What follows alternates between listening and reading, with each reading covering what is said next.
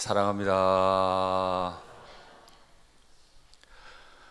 우리 찬양대가 오랜 시간 동안 준비했고, 또 제가 알기로 찬양대에 단지 노래가 아니라 신앙 고백이라고 알고 있는데 그렇습니까?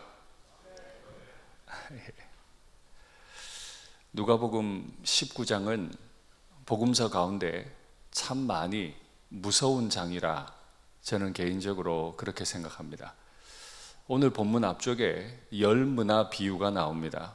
열문화 비유를 잘 아실 겁니다. 한 주인이 왕 위를 받으려고 먼 나라로 떠나갑니다. 열문화를 가지고 10명의 종들에게 하나씩 나누어 줍니다. 그리고 떠나갔기 때문에 제법 시간이 걸려서 돌아왔을 겁니다. 각각 어떻게 되었는지를 왕위를 받아온 주인이 살핍니다. 한 종이 나와서 주님 보십시오. 제가 한 문화를 받았는데 10문화를 남겼습니다. 잘했다. 10고을의 권세를 주라. 왕위가 있으니까 그렇게 말하실 수 있죠. 또 한 종이 와서 저는 5문화를 남겼습니다. 잘했다. 5고을의 권세를 줘라. 한 종이 와서 하는 말이 저는 원래 있던 하나 그대로를 가져왔습니다. 그랬더니 주인이 책망을 하죠. 차라리 은행에 맡겼으면 이자라도 받았지. 내가 너에게 맡긴 만큼 너는 손해를 끼쳤다. 이 사람에게 내가 처음에 맡겼던 한 문화를 빼앗아서 지금 10개를 남겨서 총 11개를 가지고 있는 사람에게 주거라. 이랬더니 컴플레인이 들어와요. 겁이 없으면 왕한테도 컴플레인을 해요. 아니, 지금 저 사람 이미 10개 남겼잖아요. 내 나라의 법은 그렇다. 남긴 자가 더 가져가는 거다. 공평하게 나누어 준 건 이미 10개를 하나씩 나누어 준 것에서 끝났고, 네가 어떤 태도를 가지고 어떻게 살았느냐에 따라 많이 남긴 자가 더 가져가고 안 남긴 자는 다 빼앗겨 버릴 거다. 정말 무시무시한 판결입니다. 그리고는 왕위를 받은 주인이 자신이 왜 그렇게 판결했는지 무서운 말을 선언합니다. 내가 왕됨을 원하지 아니하던 저 원수들.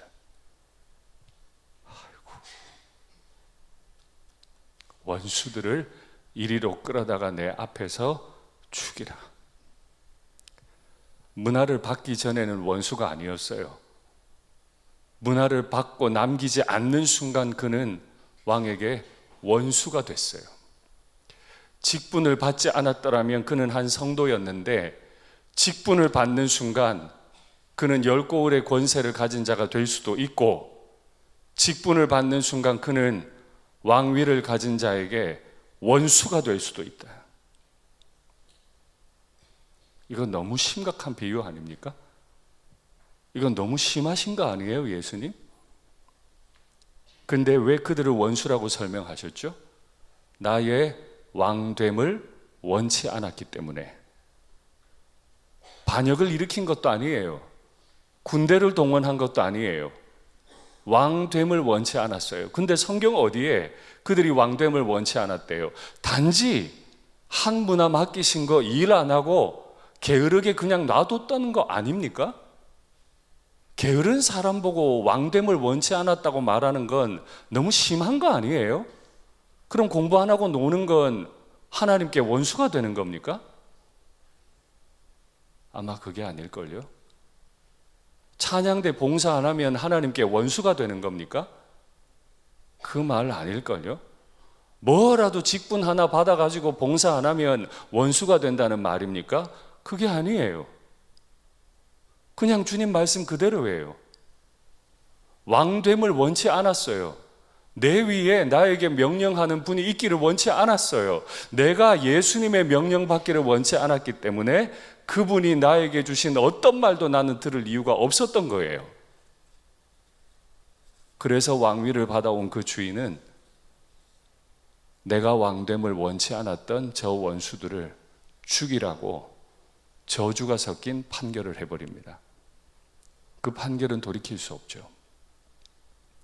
그리고 누가는 아주 전략적으로 또 하나의 기사를 기록하는데 벳바게라고 하는 마을에 있는 어느 나귀 주인의 얘기죠.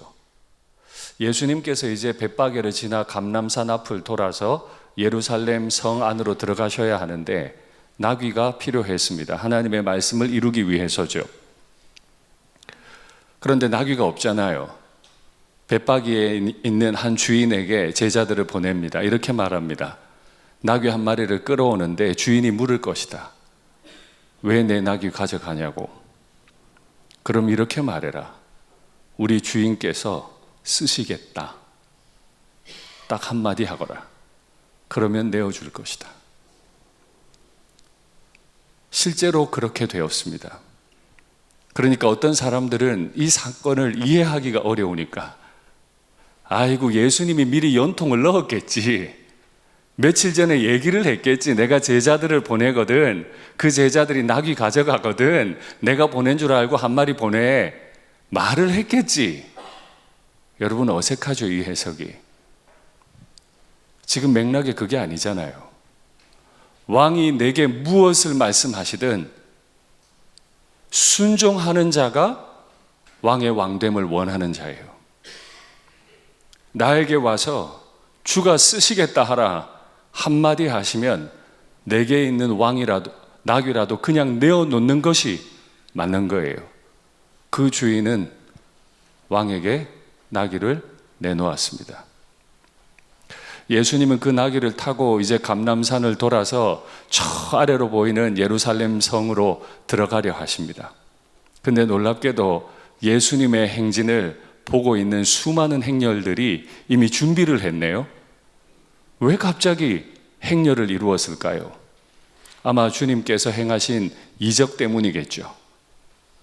그날 수많은 사람들이 감람산 언덕에서부터 예루살렘 성까지 행렬을 크게 이루었어요. 나귀를 타고 오시는 예수님을 보면서 선지자의 예언이 이루어지는구나 생각하고 찬송을 이렇게 했습니다.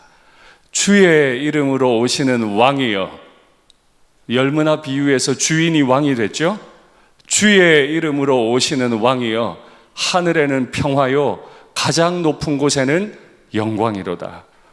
엄청난 인파들이 산 언덕에서부터 성 입구까지 몰려 내려와서 주님의 행진에 찬송하기를, 당신은 주님이실 뿐 아니라 당신은 왕위를 받아서 오신 왕이십니다. 당신이 오시니 이 땅에 평화가 임하겠습니다 하고 크게 노래를 했어요. 얼마나 주님께 합당한 찬송이에요? 왕이 오시니까 왕의 대로에 행렬이 있는 건 당연합니다. 오늘 찬양대처럼 이렇게 수많은 사람들이 모여서 하나님 앞에, 예수님 앞에 찬양을 올렸어요. 그 찬양을 들으시며 행진하시던 예수님이 성을 바라보시면서 기뻐하셨나요? 주님은 왕이십니다.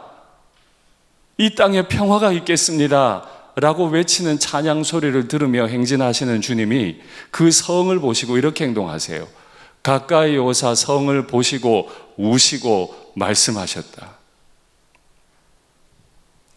지금 야단이잖아요. 왕이 드디어 오셨군요. 왕이 되어 오셨군요. 이제 평화가 오겠군요. 근데 그 왕은 성을 보시고 우시고 말씀하셨다. 기뻐하셨다는 말이 없어요. 좋아하셨다는 말이 없어요. 백성들은 예수님을 찬송하는데 예수님은 그 성을 보시고는 우시고 말씀하시기를, 너도 오늘 평화에 관한 일을 알았더라면. 백성들도 예수님을 찬송할 때 평화를 이유로 찬송했는데 예수님은 오히려 그 백성을 가리켜 말하시기를, 평화에 관한 일을 알았더라면 좋을 뻔하였거니와 지금 네 눈에 숨겨졌도다. 찬양대가 오늘 야심차게 찬양을 할 텐데 담임 목사가 눈치 없이 이런 무서운 설교를 해서 죄송합니다. 찬양을 하는데요, 내가 뭘 찬양하는지도 모르고 찬양해요. 평화를 찬송하는데 지금 주님이 뭐라 그래요? 네 눈에 숨겨졌도다. 모르는데 아는 체해요. 모르는데 아는 체해요. 왕을 왕으로 모시지 않는데 왕으로 모시는 체해요. 수많은 행렬들이 왕을 노래하니까 나도 그 속에 있으면 뭐라도 된 줄 알아요. 내 직분이 나를 속여버려요. 내 직분이 내가 아무것도 아닌 존재임을 다 속여버려요. 아무것도 모르고 지금 찬송해요. 주님이 예루살렘에 입성하시면서 진짜 슬픈 얘기 하나를 하시죠.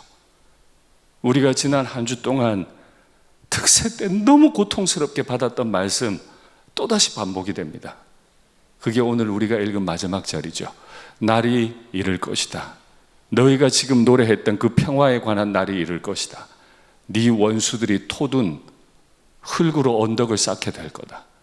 그리고 예루살렘 성을 너를 둘러 사면으로 가두어 버릴 거다. 어떤 물자도 들어오지도 나가지도 못하게 만들어서 완전히 고립시켜 버릴 거다. 뭐 시킨다는 거예요? 굶어 죽게 만든다는 거예요. 또 너와 및 그 가운데 있는 내 자식들을 땅에 메어치며, 지금 주님 앞에 그렇게 열렬하게 찬송하는, 주님이 오십니다, 왕이 오십니다 하고 찬송하는 그 백성들을 향해서 주님이 네 자식들을 땅에 메어치는 날이 올 거다. 초를 쳐도 어떻게 이렇게 초를 쳐요? 돌 하나도 돌 위에 남기지 아니할 거다. 왜냐하면 이는 네가 보살핌 받는 날을 알지 못함을 이남이니라 하시니라.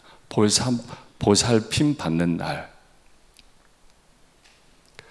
예전 번역 개역 한글판에 보면 권고받은 날. 참 어려운 이야기입니다. 말도 어렵고 맥락도 이해가 안 되고, 근데 사실 그대로예요. 이 헬라어 단어의 뜻은 방문하다 하는 뜻입니다. 주인이 왕위를 받아서 예루살렘을 방문하셨어요. 왜요? 왕으로서 통치하시려고, 진짜 평화로 이 땅을 다스려 주시려고.